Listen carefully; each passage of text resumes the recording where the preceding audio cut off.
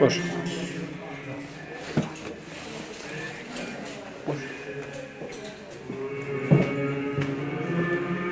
Možete početi.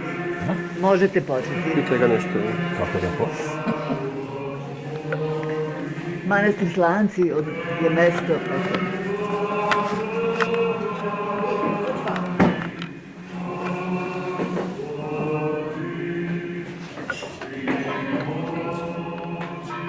A smeta li vam ovo? Ne smete, Ne smete. ne smete. A? Ne smete. Da isključimo. Može, pa da, Ako može, mislim, odlično. 5 minuta samo dok mi ne završimo, pa...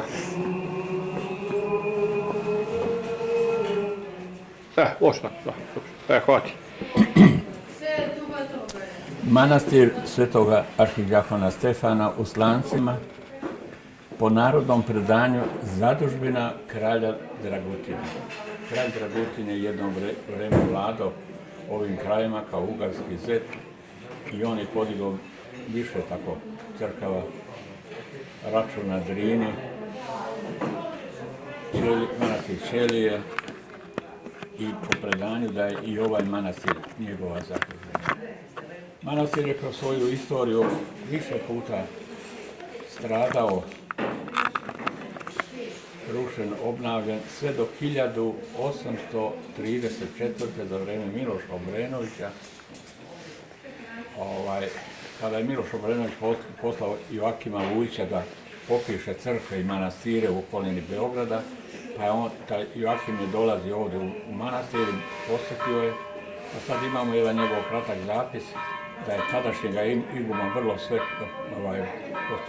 primio, da je manastir sa 2 kubeta, ali uskoro posle manastir je bio srušen, valjda je bio runiran, prvo je zapustio pa je posle srušen, pa su od toga manastira podigli od crkve i kompleksa, podigli 2 crkve, crkvu ovdje u Velikom selu i u Mirjevu crkvu Svetoga Ilije. Sve je to tako bilo do 1967. Patrijarh German je podigao 1905. godine seljaci su podigli jednu malu kapelicu, a Patrijarh German 1967. godine podigao je oltarsku i pevničke apside, jedan manji konak. Ali tada se nije moglo tu živjeti, jer seljaci su poslije rata oduzeta je bila zemlja, tu imali 3 hektara, oduzeta i data seljacima, tako da smo i muke imali dok smo tu zemlju povratili i sada 1993. godine počeli smo sa obnovom. Patrijarh Pavle je muke smo imali da zemlju od seljaka povratimo, morali smo moliti grad da napravi urbanistički plan, pa na osnovu toga izvršena je eksproprijacija i manastir je morao plaćati tu svoju zemlju. Do tada je manastir bio vrlo nepoznat u Beograđanima, ali od tada je poslije tako postao značajan, jer mi smo metoh manastira Hilandara. Kad je 70. godine osvećen manastir, tada je bio tu iguman manastira Hilandara i donijeli su ikonu Trojeručicu koja je poklon i proglašen je kao metoh manastira Hilandara.